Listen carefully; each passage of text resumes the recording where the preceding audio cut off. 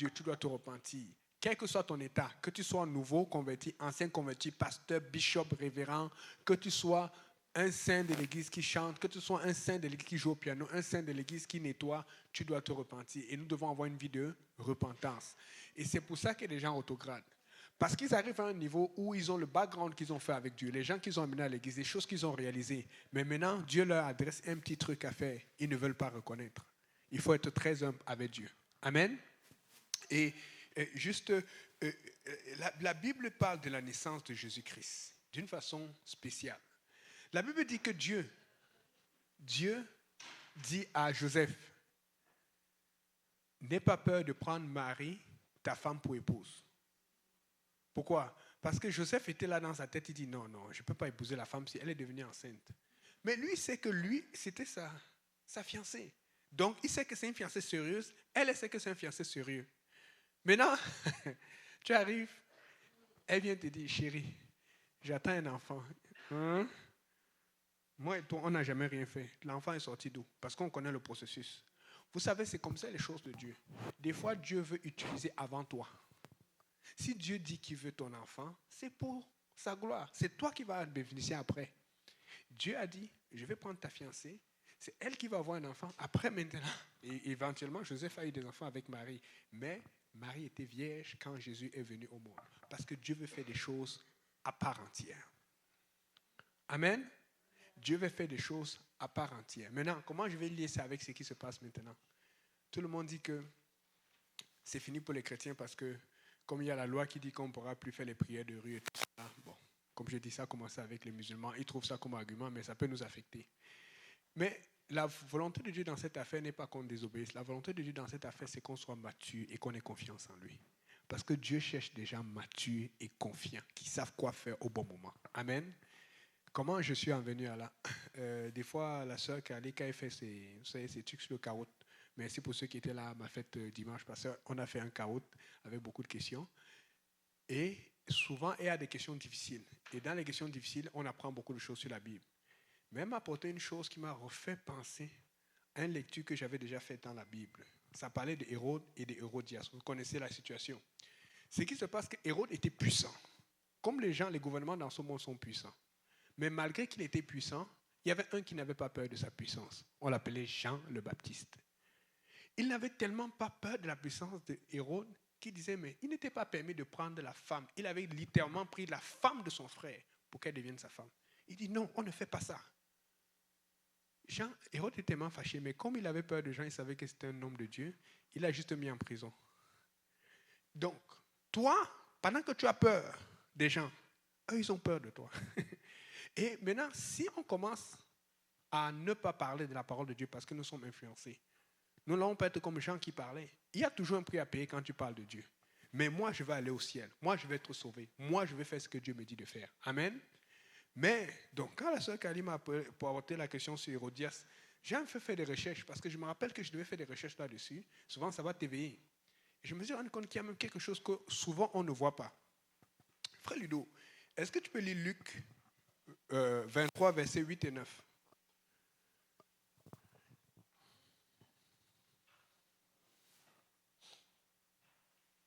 Luc 23, versets 8 et 9.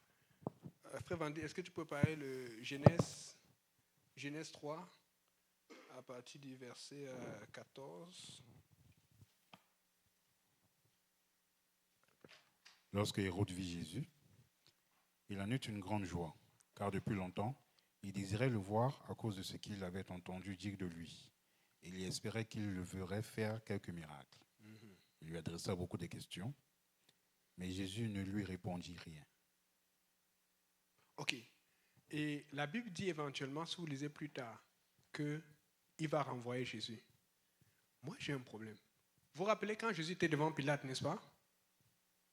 Amen. Quand Pilate a posé des questions à Jésus, est-ce que Jésus a répondu? Oui, il a répondu. Il a parlé, il a discuté. La Bible dit qu'ici, Jésus n'a même pas dit un mot. Donc Jésus l'a juste regardé comme ça. Et en fait, je vais dire à quelqu'un que si tu es homme de Dieu, c'est toi qui es en position d'autorité. Des fois, on a peur. Ils sont là. Il a quel pouvoir? Dieu, la Bible dit, ne craignez pas l'homme qui peut tuer l'âme. créer celui qui peut non seulement tuer l'âme, mais qui peut faire souffrir l'âme. Dieu a le contrôle sur la vie et la vie après la mort. Et même cette vie, le diable ne peut rien te faire si Dieu dit que tu ne vas rien avoir. Amen. Mais maintenant, est-ce que quelqu'un sait, j'ouvre la parole, les réponses aux questions. Est-ce que quelqu'un a une idée pourquoi Jésus n'a pas dit un seul mot à Hérode? On va dire manque de respect ou quoi. Mais c'est bizarre. C'est quand même, c'est quelqu'un d'important. Pilate aussi important. Avec Pilate, il a parlé, il dit tu ne pourrais rien faire si Dieu ne te donne pas, ou il dit tu l'as dit, je le suis. Mais il aurait même pu dire à Hérode, je le suis. Même je le suis n'a rien dit. Quelqu'un a une idée? Quelqu'un veut essayer? Vas-y, Gabriel, tu sais qu'il allait. L'homme de toutes ces situations. Alléluia. Amen, amen. Ok, je suis vraiment pas sûr de la réponse que je vais dire, mais comme... Essaye, vas-y, chaud. Est-ce que ça serait pas parce que, comme, les autres savaient que Jésus était vraiment le nom au-dessus de tout nom, donc Jésus a comme pas perdu son temps pour des âmes déjà perdues, ou... Disons qu'il a parlé avec Pilate, Pilate a répondu, mais il a parlé avec Hérode, Hérode n'a pas... il a parlé avec Pilate, Pilate lui a parlé, il a répondu, mais Hérode lui a parlé, il n'a pas répondu. C'est comme, est-ce qu'il préférait Pilate qu'Hérode? Il y a quelque chose. Il y a un truc en arrière. Micro.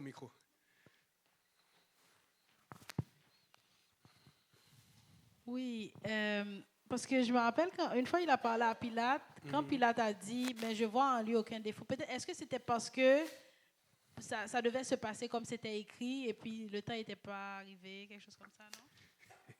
Ok, on va avancer. Frère Vendredi, est-ce que tu peux lire Genèse 3 à partir du verset 11? Et l'Éternel Dieu dit, Ok. qui t'a appris que tu es nu? Est-ce que tu as mangé de l'arbre dont je t'avais défendu de manger? Continue. L'homme répondit, la femme que tu as mise auprès de moi m'a donné de l'arbre et j'en ai mangé. Et l'Éternel Dieu dit à la femme, pourquoi as-tu fait cela? La femme répondit, le serpent m'a séduite et j'en ai mangé. L'Éternel Dieu dit au serpent, puisque tu as fait cela, tu seras maudit entre tout le bétail et entre tous les animaux des champs, tu marcheras sur ton ventre et tu mangeras de la poussière tous les jours de ta vie. Ce qu'il vient de lire, il vient de parler des malédictions que Dieu veut donner. Il est en train de commencer les malédictions. Mais avant de donner les malédictions, ok, je vais ralentir, amen, parce que je veux qu'on comprenne ce point. Avant de donner les malédictions, qu'est-ce qu'il fait? Il pose la question à Adam. Et Adam, comme dit chez nous au Cameroun, le tombou, au lieu de protéger sa femme, il pointe, il dit que la femme, il pointe la femme, il pointe Dieu, la femme que tu as mis auprès d'eux. Amen. Les frères, ne faites pas ça. Amen. Vous devez être les protecteurs de vos futures femmes. Amen. Vous devez mourir pour vos femmes. Amen. Alléluia. Donc, il faut qu'on sache qu'on a des vrais frères ici, des frères musclés. Pas seulement musclés dans les muscles, musclés dans le spirituel. Parce que c'est les muscles spirituels qui manquent aux gens ici. Là. Les muscles spirituels, c'est avec la prière, le jeûne, l'adoration, la lecture, la méditation. Ce n'est pas avec courir ou montrer qu'on est talentueux au soccer ou à truc. C'est avec le spirituel. Amen. Et c'est ça qui fait que ta tête est prête. Mais regardez, il pose la question à l'homme, l'homme tourne vers la femme. Mais il dit, ok, il pose maintenant la question à la femme dit, le serpent. Mais regardez, il ne pose pas la question au serpent. Pourquoi? Parce que c'était fini pour lui. Quand Dieu ne te parle plus, c'est que c'est fini pour toi. Je pense que Hérode a senti ça, aura dit que bon, pardon, amen. Vous n'avez pas vu, Pilate envoie Hérode, Hérode envoie Pilate, et ils se sont envoyés Jésus, parce que c'était comme on dit en bon québécois, une patate chaude. Quand tu es enfant de Dieu, et qu'ils doivent prendre autorité pour te punir, pour faire quelque chose, pour eux c'est une patate chaude, parce qu'ils ont peur. Vous pensez qu'ils ne savent pas que Dieu existe? Vous pensez vraiment qu'ils ne savent pas que Dieu existe? Bon, maintenant, je vais venir plus en détail sur la raison pour laquelle Jésus n'a pas parlé à Hérode, et il a parlé à Pilate. Parce que là, vous avez compris que Pilate, il y avait encore une chance pour lui. Mais Hérode, c'était fini. Amen. Donc, Luc 9, versets 7 à 9.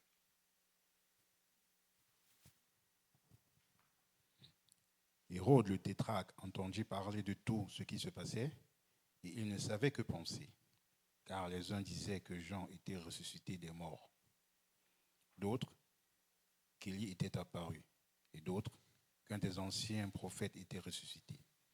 Mais Hérode disait, je fais décapiter Jean. Qui donc est celui-ci dont j'entends dire de telles choses? Et il cherchait à le voir. Ok. Hérode dit, j'ai fait décapiter Jean. Jean qui avait été envoyé par Jésus. Amen. Vous vous rappelez de l'histoire? Matthieu 3, verset 1 à 14. Tu peux lire?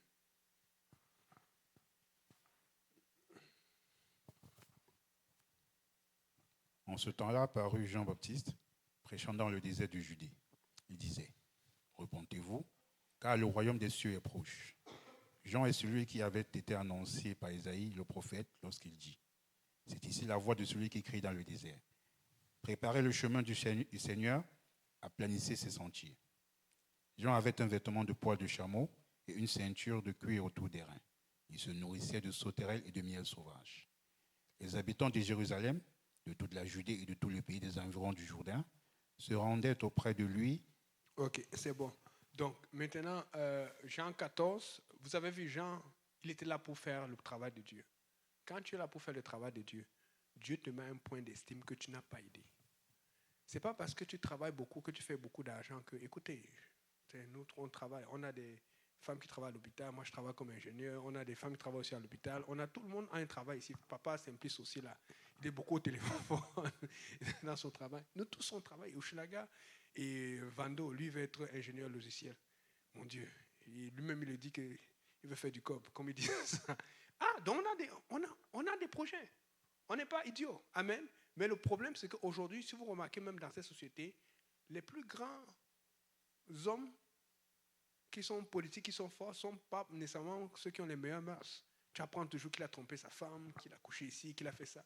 Parce que la société n'enseigne plus la morale. La société enseigne seulement l'intelligence. Il faut avoir la morale d'abord. Il faut avoir l'intelligence. Ça ferait moins de divorces, ça ferait moins de dégâts. Et Jean est venu prêcher cela. Mais Hérode était immoral. Et étant immoral, 14, verset 1.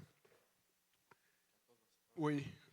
Que votre cœur... Et frère Ludo, si tu peux préparer après, comme ça on va bientôt finir avec ça, le acte 12, versets 19 et 23. Vas-y. Que votre cœur ne se trouble Matthieu, Matthieu 14. Pas Jean. En ce temps-là, Hérode le tétrarque, ayant entendu parler de Jésus, dit à ses serviteurs, c'est Jean-Baptiste. Il est ressuscité des morts et c'est pour cela qu'il se fait par lui des miracles. Car Hérode, qui avait fait arrêter Jean, l'avait lié et mis en prison à cause d'Hérodias, femme de Philippe, son frère, parce que Jean lui disait il n'était pas permis de l'avoir pour femme. Il voulait le faire mourir, mais il craignait la foule parce qu'elle regardait Jean comme un prophète. Or, lorsqu'on célébra l'anniversaire de la naissance d'Hérode, la fille d'Hérodias dansa au milieu des convives et plut à Hérode, de sorte qu'il promit avec serment de lui donner ce qu'elle demanderait. À l'instigation de sa mère, elle dit « Donne-moi ici sur un plat la tête de Jean-Baptiste. » Le roi fut attristé, mais à cause de ses serments et des convives, il commanda qu'on la lui donne. Ce qui veut dire que le roi savait que Jean-Baptiste était de Dieu. Et lui-même, il a dit ça tout à l'heure qu'on a lu, que c'est sûrement, quand on parlait de Jésus, il dit c'est sûrement Jean-Baptiste qui est ressuscité. Donc il savait qu'il y avait quelque chose de spécial en Jean-Baptiste. Mais là, il s'est fait avoir. Ce qui veut dire que si tu connais ce qui est bien, mais que tu restes au milieu, tu vas te faire avoir par le diable. Tu es obligé de prendre position. Tu es tôt ou tard. Là, il était attristé parce qu'il sait que ce qu'il faisait était mauvais. Mais regardez, la Bible nous explique. Là, maintenant, non seulement la maman ne faisait pas bien parce qu'elle a laissé son mari pour aller à un autre homme, qui est le frère encore. Ça, c'est abject. Mais pour eux, c'est normal parce qu'ils ont le pouvoir. Ne laisse pas le pouvoir t'aveugler. Ne laisse pas un salaire ou l'argent t'aveugler. C'est la parole de Dieu qui commence. Amen. Mais maintenant, je ne sais pas si c'était planifié et tout ça là, mais la fille de la maman est venue. Elle a fait ce qu'on appelle la danse du ventre. Vous avez vu ça?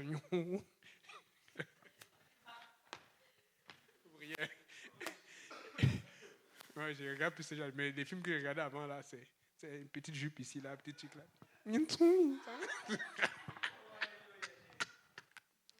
Et Hérode a vu ça et dit waouh, maman, manangai. Il a apprécié. Mais il y a quelque chose qu'on ne voit pas. Et je vous défie de me dire que c'est faux. Il dit il a tellement apprécié Il a tellement apprécié la danse de la fille de sa femme, qui est la femme de son frère, qu'il a dit que qu'est-ce qu'elle veut? Que je suis prêt à lui donner la moitié de mon royaume. C'est pas ça qu'il a dit? Dis-moi, même si quelqu'un te fait plaisir, comment le plaisir pour un instant, tu vas lui donner la moitié de ton argent? Il y a quelque chose qu'on ne voit pas là-dedans. Vous savez pourquoi il proposait la moitié de son royaume? C'est parce qu'il a tellement convoité, il a tellement apprécié cette fille qu'il a dit que je vais aller plus loin. Parce que c'est comme ça qu'il faisait là-bas. Mais comme la Bible est comme, vous savez, je vous donne un exemple pour comment la Bible fonctionne. La Bible souvent va cacher des choses pour des raisons pour nous laisser comprendre et méditer. Vous vous rappelez Abraham qui avait avec Sarah en Égypte. Et puis la Bible dit que Pharaon, étant donné là-bas, Abraham maintenant, il n'aurait pas dû aller là-bas parce que Dieu l'avait prévenu. Mais sous la pression, Pharaon a pris Sarah, sa femme, et Pharaon en a fait sa femme. Mais on ne dit pas, on ne donne pas plus de détails. Mais finalement, Dieu frappe Pharaon et Pharaon dit, mais pourquoi tu m'as menti? Je l'ai pris pour femme. Tu penses qu'il a pris Sarah pour femme et n'a rien fait avec? Nous sommes des hommes, amen. Nous avons tous été dans le péché, nous ne sommes pas nés à l'église. Et nous savons ce que c'est que la chair. Quand la chair demande, si tu ne crains pas Dieu, tu vas faire n'importe quoi. Donc quand Hérode propose la moitié de son territoire, ce n'est pas bêtement. Mais vous voyez à quel point le diable n'est pas bête. La femme avait une mission. Je ne sais pas si elle était sorcière ou quelque chose, mais elle était capable de savoir que la moitié de l'argent d'Hérode n'est pas plus important que la tête d'un enfant de Dieu. Nous sommes là, nous crions pour l'argent, nous luttons pour l'argent, nous luttons pour les biens. Le diable n'est pas bête. Il a des sorciers, des sorcières. L'argent n'a pas de valeur pour lui. Ce qui a de la valeur, c'est un enfant de Dieu qui a des principes, qui se tient à côté. Elle n'a même pas hésité. La femme savait négocier. Elle aurait pu dire à sa fille, dis-lui que je veux 3/4 du royaume s'il veut t'avoir. Mais elle a dit, je ne veux rien de cela. Parce qu'elle était capable de faire ces choses elle-même. Elle a dit, va me donner la tête de Jean-Baptiste. Parce que c'est ce que le diable veut depuis. Ce que le diable veut depuis longtemps, c'est ta tête. Ne lâche pas tes principes. Ne lâche pas tes principes. Ne lâche pas tes principes. Ne lâche pas tes principes. Oh Seigneur. Je n'arrêtais pas de méditer là-dessus. Ça ne fait que venir cette semaine. C'est comme, et c'est toujours la sœur Carly qui me provoque comme ça, parce que des fois qu'elle a des questions là, oh mon Dieu, hey, amen. Hey. Maintenant, lis Acte 12, versets 19 et 23. C'est Ludo qui l'avait. Vas-y. Hérode s'étant mis à la recherche et ne l'ayant pas trouvé, interrogea les gardes et donna l'ordre de les mener au supplice. Ensuite, il descendit de la Judée à Césarée pour y séjourner. 23. Au même instant, un ange du Seigneur le frappa parce qu'il n'avait pas donné gloire à Dieu. Et il expira rongé de vers. Est-ce que vous comprenez? Finalement, Dieu a réglé son cas. Mais Dieu a réglé son cas quand lui-même était déjà mort. Dieu n'a pas... Souvent, c'est toi qui... Oh Seigneur, mon ennemi, tue mon ennemi. Des fois, c'est cet ennemi-là qui te fait grandir dans le Seigneur. Dieu ne va pas le tuer. Dieu va le laisser là. Tu vas vaincre. Non, c'est dans acte loin que Dieu a fini avec lui une fois. Parce qu'il n'a pas donné gloire à Dieu. Dieu a dit, ok, c'est trop. Toi, tu as exagéré. Toi, en train de fuir ton ennemi, va combattre. Lutte, prie, jeûne. Il faut que tu te battes parce que tu dois grandir. Il faut que tu te battes. Et c'est pour ça que je vous dis, moi, ma crainte, je vois tellement de chrétiens qui crient, qui ont peur. C'est neuf, les prières de rire. Hey! Moi, ma crainte, c'est qu'on soit passé mature. Si vous êtes mature, il n'y a pas de problème. Hein? Je ne suis pas en train de vous inviter à désobéir. Je vous dis, soyez souvent mature et confiance à Dieu. Quand la situation va arriver, vous allez savoir quoi faire. Parce que Dieu gagne toujours. Dieu gagne toujours. Nous devons être matures. Nous devons être matures. Maintenant, l'autre chose que j'ai vue, c'est que Jésus devait mourir d'une façon ou d'une autre. Donc Jésus, quand il n'a pas répondu à Hérode, il était en train de lui dire indirectement que même le droit de me tuer, je ne vais pas te donner. On l'a renvoyé à Pilate, et c'est Pilate qui l'a remis aux Juifs pour le faire pendre. Mais Pilate, vous avez vu comment Pilate a littéralement supplié Jésus. Mais Pilate avait peur. Et c'est pour ça qu'il disait, je pense, j'ai déjà dit quelque part, c'est que tu fais moins grand que le péché des autres et tout. Il est dit quelque part par rapport aux pharisiens qui avaient plus fait. Amen. Même le droit de le tuer, Jésus ne l'a pas donné à Hérode. C'est-à-dire que Dieu sait même qui peut utiliser pour te faire du mal. Mais il ne peut pas donner le droit à n'importe qui. Parce que c'est Dieu qui est au contrôle de tout, du début jusqu'à la fin. N'ayez pas peur. Craignez Dieu. Craignez Dieu. La crainte de Dieu est le commencement de la sagesse. Amen. Alléluia. Et pour finir avec cette partie-là, et c'est Paul qui nous le dit, Et il faut qu'on comprenne cela, parce que Paul le dit vraiment sérieusement. Et je vous dis, c'est quand tu souffres pour Dieu, tu as beaucoup souffert pour Dieu, tu es toujours pris par les fardeaux. Tu sais ce que ça veut dire. Lis à haute voix Philippiens 1, verset 21.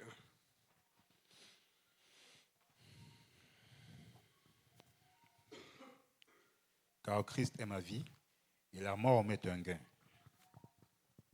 Relis encore, mon frère. Philippiens 1, 21.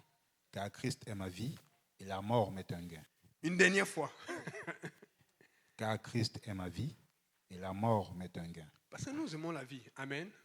On a essayé. Amen. Je vous ai montré plusieurs fois avant quand moi je vivais. Boom, I like the movement. Boom, boom, boom. Je pensais que c'était ça qui était. Amen. Tu pensais que plus tu fais le breakdance, plus tu fais le... Non. Après là, c'est pas ça qui donnait les résultats à l'examen. Amen. C'est pas ça qui donnait. Et puis ça me mettait dans le problème parce que là tu veux telle fille, après tu veux telle situation, après. Et tu rates les cours. Amen. Mais la Bible dit Christ est ma vie. Paul dit Christ a dit que l'évangélisation, parler de Dieu, vivre pour Dieu. Quand je mange, je prie avant de manger. Quand je fais quelque chose, je pense à Dieu. Je mets Dieu en priorité. J'ai ma semaine, je ne vais pas aller en vacances, mais je m'assure d'aller à l'église au moins 1 ou 2 fois par semaine. Christ est ma vie. Et la mort m'est un gain. Vous savez pourquoi? Parce que c'est un peu comme hier. Hier, j'ai tout fait pour faire mon temps de prière. Je savais qu'il y avait quelque chose qui s'attendait. C'est sûr que, bon, je ne suis pas dessus, mais je ne suis pas content. C'est comme je me suis fait avoir. J'avais tout prévu, sauf que la lumière soit coupée. Surtout comme il fait froid, moins 5000 dehors. Là. J'ai dit non, je ne peux pas dormir dans le froid là. Et gloire à Dieu, le Seigneur a béni. C'est ça aussi, j'ai profité des bénédictions du Seigneur, donc je me suis déplacé pour aller dormir ailleurs. Mais, et tout le monde n'a pas ce privilège. Mais n'empêche que je n'utilise pas ce privilège pour m'inventer. J'utilise ce privilège pour pouvoir mieux prier. J'utilise ce privilège pour pouvoir mieux servir le Seigneur. Amen. Mais n'empêche que je n'ai pas prié autant que je voulais parce que je savais que je sentais quelque chose qui devait venir. Il faut que nous arrivions à ce point-là où quand tu ne pries pas, tu n'es pas à l'aise. Quand tu n'as pas eu ton temps avec Dieu, tu n'es pas à l'aise. Tu sens que quelque chose manque. Et quand il dit la mort m'est un gain, je vous promets, et pardonnez-moi, je ne vais pas mourir. Hein. J'ai encore trop de choses à faire. Je ne suis pas encore marié.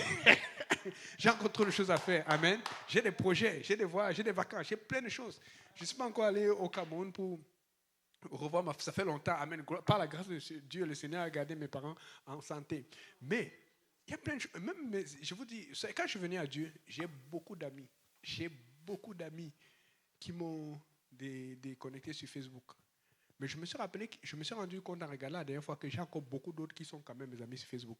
Et parmi ceux qui sont mes amis sur Facebook, il y en a plusieurs qui sont mes amis avec qui on était à l'école polytechnique. Mais je peux vous dire que c'est devenu des grands boss là-bas au Cameroun. Ils sont très influents maintenant, que ce soit dans l'industrie, que ce soit dans la politique. Mais nous sommes encore amis sur Facebook. Des fois, ils taguent vidéo, des fois, ils like, des fois, ils ne like pas. Des fois, on parle, des fois, on ne parle pas. Mais ils ne m'ont pas retiré. Et ils savent ce que je fais. Je vous dis, même au Cameroun, il y aura un réveil. Dieu est en train de préparer les choses. Dieu est en train de préparer les choses. Et il voit la différence.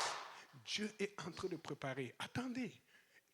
En fait, quand Dieu te dit, fais seulement ce que Dieu te dit, il va faire le reste. Amen. Donc, j'ai encore beaucoup de projets. Mais n'empêche que je pense que la mort m'est un gain. Parce que quand je me lève le matin, un peu hier soir quand je vais prier, l'autre jour quand il y avait des âmes à accompagner, c'est comme tu as ce fardeau tellement à l'intérieur de toi que ça te fatigue. Et telle personne ne fait pas comme il faut, mais toi tu sais que tu dois faire. Telle personne ne participe pas financièrement ou ne montre pas sa motivation, toi tu dois quand même faire. Des fois, tu te dis, Seigneur, comment je vais faire? Quand on dit la mort n'est pas mais un gain, c'est que tu n'as pas peur de la mort. Je ne vais pas aller me suicider, je ne vais pas faire n'importe quoi. Mais tu vis tellement pour Dieu que tu as confiance en Dieu à tout temps. Tu sais que tu avances. Tu sais que tu vas vers l'avant. La mort m'est un gain. Tu ne cherches pas à mourir, mais tu n'as pas peur de la mort. Parce que tu sais que tu es dans la vie en Christ. Est-ce que tu vis pour Christ? Est-ce que tu vis en Christ? Amen. N'oubliez pas, ça commence par la nouvelle naissance. Le baptême par immersion au nom de Jésus. Vous pouvez te baptiser aujourd'hui. Amen. Donc, regardez un peu comment la naissance de Jésus a été prophétisée. Est-ce qu'on peut lire Michée 5, verset 2?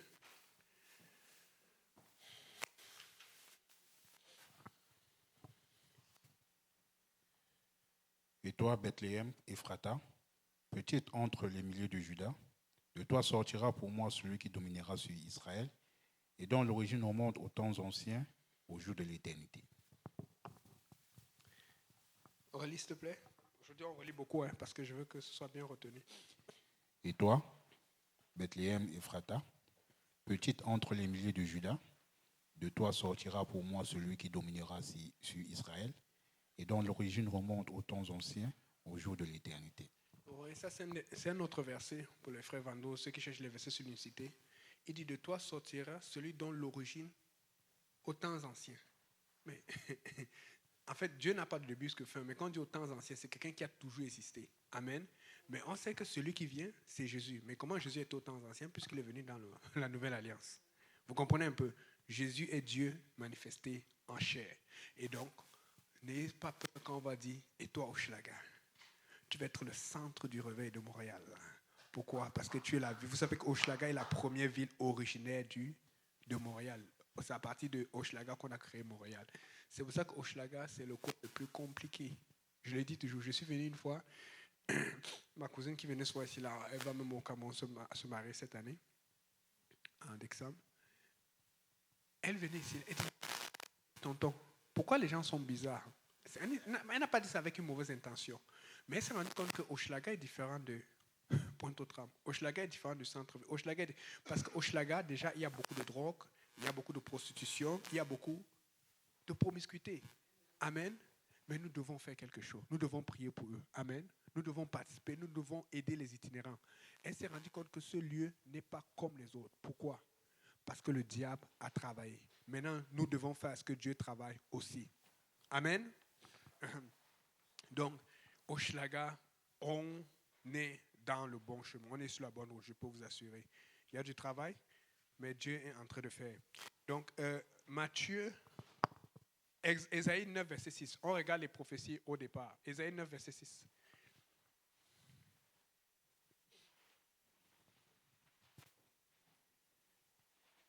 Car un enfant nous est né, un fils nous est donné, et la domination reposera sur son épaule. On l'appellera admirable, conseiller, Dieu puissant, Père éternel, prince de la paix. Amen. Conseiller, Dieu puissant, Père éternel, prince de la paix. Dieu avait déjà annoncé cela, mais il l'a annoncé loin dans l'Ancien Testament. Vous pouvez voir ça dans les écrits. Maintenant, ce qui fait la particularité de ça, c'est qu'aujourd'hui, on a tout ça dans le livre. Mais j'ai déjà expliqué ça une fois. Il y a des livres qu'on a trouvés à certaines époques, à certains moments. Et aujourd'hui, on a trouvé aussi les livres de la Bible qui parlent de Jésus-Christ. Mais quand tu les concertes en deux, tu vois qu'on parle de celui qui est venu, qui était celui qui avait été annoncé. Pourtant, les livres ont été écrits à des époques par des auteurs qui ne se connaissaient pas du tout. Amen. J'avais donné l'exemple de César, des livres qui parlent de César, l'archéologie, comment faire aujourd'hui dans le monde contemporain pour détecter les livres qui sont vraiment authentiques et ceux qui ne sont pas authentiques. Et on utilise la même chose pour la Bible. On se rend compte que la Bible est plus authentique que tous ces livres parce qu'elle passe tous les tests. Amen. Et voilà, maintenant, nous venons à Jésus-Christ. Matthieu 1, verset 18 à 21.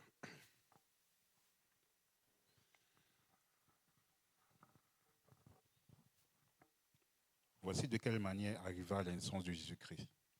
Marie, sa mère, ayant été fiancée à Joseph, se trouva enceinte par la vertu du Saint-Esprit avant qu'ils eussent habité ensemble. Joseph, son époux, qui était un homme de bien et qui ne voulait pas la diffamer, se proposa de rompre secrètement avec elle. Amen. Donc, Dieu est venu d'une façon étrange. Sœur Fabien, est-ce que tu peux afficher la charte biblique, là où il y a les prophéties? On va terminer bientôt. Là où il y a les prophéties sur Jésus-Christ. Leçon, juste avant la leçon 7. Deux chartes avant. Merci. Dieu a toujours un plan. Amen. Vous voyez, il prépare sa venue par Jésus-Christ. Mais pour préparer sa venue, il a d'abord annoncé. Pour préparer sa venue, il est parti prendre une femme vierge. Il est parti prendre un homme de foi. Dieu a besoin d'un homme de foi. Est-ce que tu as la foi? Si tu as la foi, Dieu peut t'utiliser. Mais Dieu va te préparer. Mais Joseph avait tellement foi, il avait tellement confiance à Dieu, que dans ses pensées, il voulait faire quelque chose qui n'était pas bon. En laissant sa femme. Mais normalement, dans le monde, c'est bon parce que la fille est enceinte et tu ne sais pas qui est le père. Mais le père vient lui dire que non, en fait, c'est moi le père. Laisse garder la fille. Amen. Donc, Dieu est en train de te préparer. Mais souvent, quand Dieu te prépare, tu ne sais pas. Des fois, les gens me voient et se disent que le frère Yannick, il aime la compétition parce que je joue beaucoup au tennis, je joue au ping-pong et tout. Mais les gens ne savent pas par où je suis passé. Je me suis rappelé de ça, ça m'était sorti de la tête. Avant, quand j'étais au Cameroun, le seul vrai sport que je connaissais, que je jouais, c'était le tennis. Pourquoi? Parce que mon père a été champion du Cameroun de tennis une année. Il était très connu. Et c'est pour ça qu'il m'appelait Yannick, comme Yannick Noah. Il voulait que je sois. Yannick Noah, c'est le seul Camerounais français qui a gagné Roland Garros. Bon, éventuellement, je ne suis pas devenu champion de tennis. Je suis devenu champion dans le Seigneur. Amen. Mais il y a une chose que j'avais oubliée, c'est qu'à l'école, au collège, un jour, on s'amusait avec mes amis. Et quand on s'amusait, on était en train de jouer au handball. Et lorsqu'on jouait au handball, là, il fallait un gardien. Je suis allé au goal. Et lorsque je suis allé au goal, je me suis rendu que j'étais bon parce que j'étais très mince, j'étais très sportif. Et donc, je prenais les balles. Et finalement, ils m'ont pris comme le gardien de la classe. Ça a commencé comme ça, comme un jeu. J'étais tellement bon au goal. Je faisais les parades, plein de choses, que on est arrivé en finale avec une autre équipe. Mais en finale, les gens, moi je pensais que j'allais faire les mêmes choses comme d'habitude. Les gens s'étaient parlé. Et puis moi aussi, comme j'étais sûr là, ils disaient, oh non, c'est correct, on va gagner, tout va aller bien. Mais ils avaient fait, je ne sais pas quel coach les avait montré, mais ils avaient montré comment me faire paniquer, comment tourner les ballons. Vous savez, le handball, c'est aussi technique. J'étais perdu. Je vous dis, les gens ne le savent pas, mais j'ai encaissé les buts des jours là. J'ai encaissé les buts. J'ai encaissé les buts parce qu'à un moment, je crois qu'en troisième mi-temps, on est venu me changer, on a dit, pardon, sors sur le... Frère, c'est humiliant. On a dit que, tu sais, quand on fait avec les gardiens de hockey, c'est quand le gardien il encaisse, on dit, pardon, sors. Je pense que j'étais prêt, je n'étais pas prêt pour le match parce qu'il faut se préparer mentalement et psychologiquement. Ça m'a éprouvé. Et on a perdu la finale là. Et j'étais avec tous moi qui étais le héros, et vraiment, je vous dis, c'est moi qui les ai amenés en finale. Parce que j'allais prendre 3-4 ballons importants. Après, finalement, ils n'étaient pas bons en attaque. Ils allaient finalement marquer juste un seul ou deux. Et puis, on allait gagner comme cela. Mais à la finale là, oui, j'en ai pris. Mais ils m'ont mis des buts. Je vous dis, je voyais les gens de partout. En fait, ils étaient préparés. Ils étaient comme le gardien, on va la voir. Parce que j'avais une réputation au collège qu'on ne pouvait pas me mettre des buts ou n'importe quel but. C'était difficile. Et c'est vrai. Mais je ne savais pas c'est quoi la préparation mentale pour un tournoi ou pour un truc. Je n'étais pas préparé pour cela. Pourtant, c'était les mêmes balles. Mais étant donné qu'il y avait imaginé qu'il y avait plus de monde, d'habitude, il y avait du monde, mais ce jour-là, il y avait tout le collège, tout le monde autour, tous les gens. Le stress avec cela, je ne connaissais pas cela. Je connaissais ça un peu au tennis. Mais là, c'était du grand frère, comme on dit chez nous, le high level. Et j'ai paniqué. En tout cas, j'ai fait un mauvais match. Mais j'ai jamais oublié cette image-là. On vient me sortir. Même pour me faire plaisir, on m'a fait jouer un peu dans le truc. Après, je suis sorti. Ce jour-là, je suis arrivé à la maison. On dit, Yannick, ça va? Je n'ai pas parlé. Je n'ai rien dit. C'était un des pires jours de ma vie. Je me suis senti humilié. Mais je peux vous dire, là, depuis ce jour-là, je n'ai jamais oublié. Et souvent, c'est venu comme un flash. Je vous dis, il y a beaucoup d'histoires que j'oublie, ça vient. Et ça m'a rendu un battant. Quand je suis arrivé ici, là, je me rappelle, j'ai fait un tournoi de tennis au CEPSOC, collège universitaire, l'Université de Montréal et tout. Le premier tournoi, j'ai perdu comme en quart ou en demi. Et puis le deuxième, là, j'étais plus préparé. J'étais devenu très fort mentalement. Et ça m'avait beaucoup aidé. Le deuxième, je jouais contre quelqu'un de très fort. Et j'ai battu un Français en finale. Mais on s'amusait, c'était un de mes amis. Mais il y a un monsieur qui m'avait pris, il me menait comme il a eu comme 3-4 battes de match. Et je me suis concentré. Non, c'était un autre jeune, parce que le monsieur l'a battu facilement. Je n'ai jamais oublié. Le gars s'est demandé comment j'ai fait pour le battre. Mais j'avais déjà une concentration. Quand je veux gagner là. Donc, pourquoi je suis en train de parler de ça? Je suis en train de dire, si tu penses que tu as une défaite, utilise ça comme une victoire. Amen. Je pense que la plupart de vous avez vu la vidéo qu'on a prise par accident du frère Michael. Là où il tombe sur la table, et puis au lieu de tomber, il commence à faire des pompes. Vous n'avez pas... Nous avons des vrais Jipéniens. Qu'une défaite ne soit pas une défaite. Une défaite doit devenir une victoire. Et je peux vous dire que ce jour, il y a d'autres éléments, mais ce match de handball où j'ai été sorti devant tout le monde qui me regardait avec les yeux, on dit, oh, le gardien et tout ça là. Cette humiliation a travaillé quelque chose en moi. Si tu as une défaite, il faut que tu décides à partir d'aujourd'hui que ça, c'est le début de ta victoire. Amen. Ça, c'est le commencement de ma victoire. Je gagne aujourd'hui, je ne perds pas. Amen. Et là, ici, on peut voir les prophéties sur Jésus-Christ. Je ne sais pas si vous voyez bien. Tout ça, ce sont les versets de l'Ancien Testament qui ont été écrits. Et dans ces versets, il y a 4000 ans d'histoire. Genèse 3, c'est au départ. Ésaïe, c'est un peu plus loin. Mais dans les versets ici, là, ça c'est écrit après Jésus-Christ. Ça c'est écrit, les autres ont été écrits avant Jésus-Christ. Par exemple, la Bible dit qu'il allait naître la postérité d'une femme, née d'une vierge, de la tribu de Juda, née de Bethléem. Il allait recevoir des présents. On allait le vendre pour 30 pièces d'argent. Tout ce qui s'est passé, c'est fait. Aujourd'hui, la prophétie, les gens vont dire, Vando va être un évangéliste. D'autres vont dire, Vando va être pasteur. Non, Vando va être homme de Dieu. Ou d'autres, les gens vont dire, Vando va se marier dans 2 ans. D'autres vont dire dans 3. C'est un exemple. Amen. Le problème, c'est qu'il faut qu'on arrive dans 5 ans, 6 ans, 7 ans plus tard pour vérifier. Maintenant, si on note le nombre de choses qui ont été dites, on va voir qu'il y a des erreurs, il y a des choses qui étaient proches. On sait qu'il est homme de Dieu, on sait qu'étant homme de Dieu, mais on ne sait pas exactement quel ministère il va faire. Mais ça, c'est Dieu qui va dire. C'est pour ça qu'il dit, faites attention aux prophéties. Quand quelqu'un te dit c'est ton ministère, laisse Dieu te parler. Amen. Et puis ton pasteur va confirmer. Ne te presse pas, parce qu'il y a trop ce désordre à l'église souvent. Mais pour Jésus-Christ, chaque détail est arrivé. C'est pour montrer que si on vous dit que Jésus n'est pas Jésus, on ment. Jésus est Dieu manifesté en chair. Dieu est venu parmi nous. Dieu existe. Le monde a toujours voulu nous faire croire que Dieu n'existe pas. Dieu existe. Il est aussi vivant. Il est aussi palpable que nous le disons. Amen. Donc, si vous voulez, on peut vous l'envoyer. Mais il a été enseveli dans la sépulture d'un homme riche. Tout ça a été prophétisé et tout ça s'est fait. Amen. Et non seulement Dieu te prépare, mais aussi la Bible dit que Jésus n'était pas beau. Nous tous, nous allons être beaux. La Bible dit que dans Ésaïe 53, qu'il n'y avait rien pour attirer son visage. Je vois souvent Paul et Orlane, quand ils arrivent, des fois dans le coin, ils se cachent pour parler. Tu vois souvent Orlane avec Ali, quand il parle de l'habillement au Galagie Péniel. Mon Dieu. Mais c'est normal, moi je ne vais pas me plaindre parce que ce sont des filles. Les filles, ça fait cela. Amen.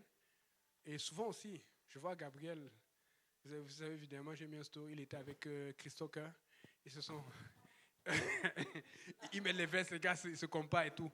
Les gars veulent être beaux. Jésus n'avait pas le temps pour cela. Il mettait un habit, il était bien couvert et puis il partait. Amen. Lui ne cherchait pas à être beau. Mais nous cherchons à être beaux.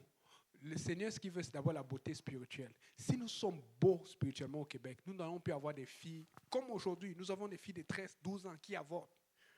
Nous avons des gens qui font dans les problèmes, des jeunes qui font des opérations. Vous savez, ceux qui ne connaissent pas dans les opérations des jeunes, les changements de sexe ou les retardateurs de puberté, c'est que la plupart de ces opérations sont irréversibles. Et on a des témoignages de beaucoup de jeunes qui disent, si je savais, je n'aurais jamais fait cela.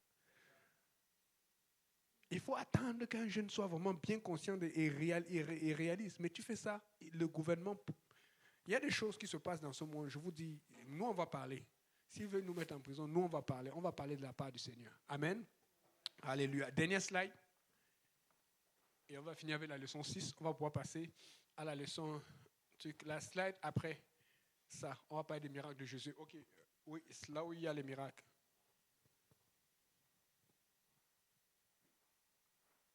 Juste avant ça. Oui, celle-là.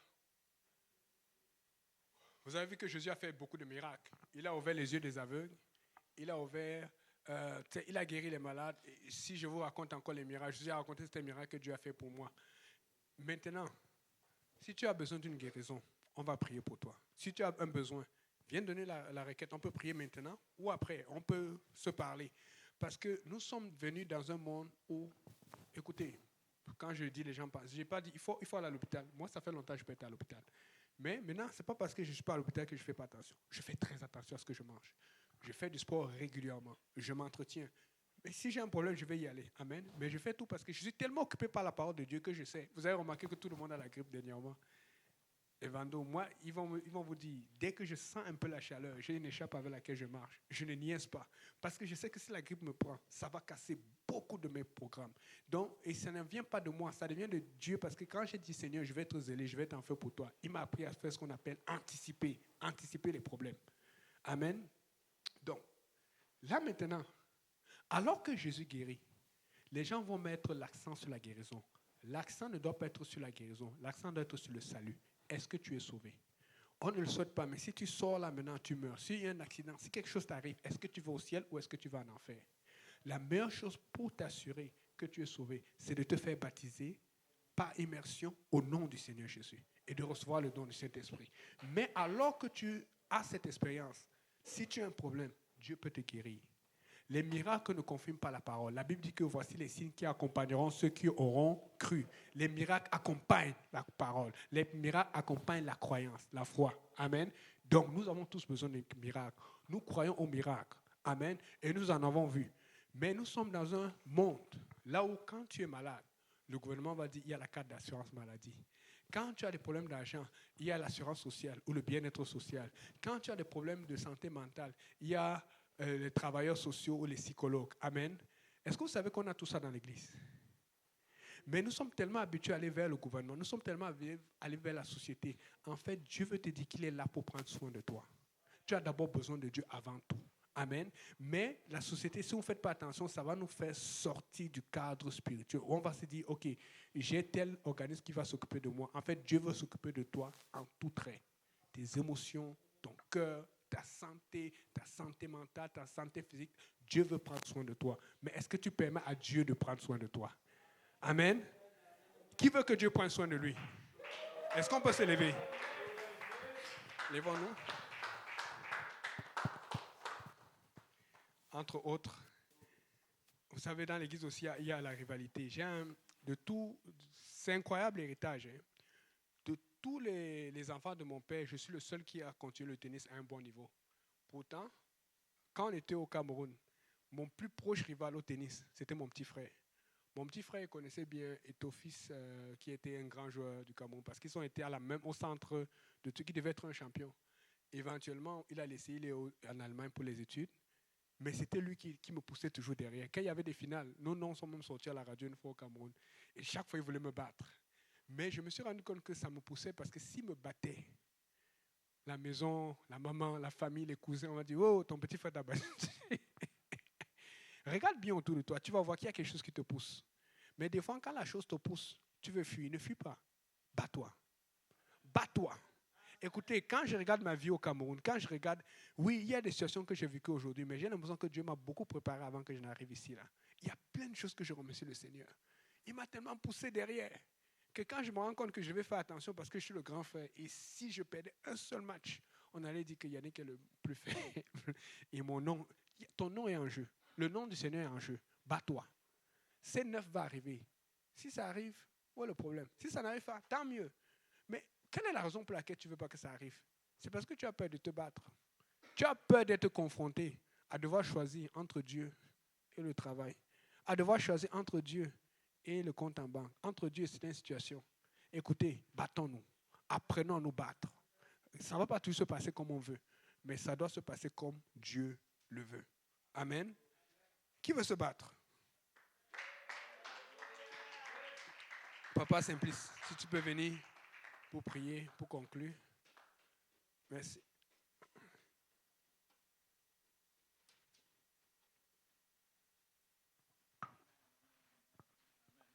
Qui veut se battre? Et vous savez, à l'église, on a une façon de nous battre. Amen.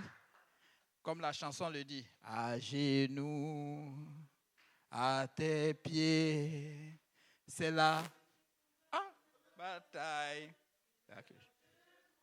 Victoire. Amen. Amen. Donc nous allons nous mettre aux pieds de Jésus et nous allons faire ce que nous savons le faire. Amen. Élevons la voix et prions. Seigneur, nous te bénissons, nous te rendons grâce. Nous te disons merci, éternel Dieu de gloire, d'avoir rendu tout ceci possible, éternel Dieu Tout-Puissant. Nous bénissons ton saint nom, Seigneur Jésus, pour le souffle de vie même que nous avons, Seigneur Jésus.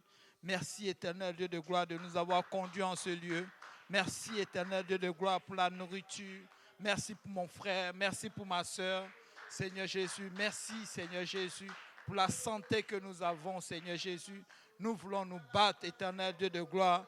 Papa, nous voulons prier, nous voulons élever la voix, Papa, vers toi, Seigneur Jésus. Toi qui sondes les cœurs et les reins, Seigneur.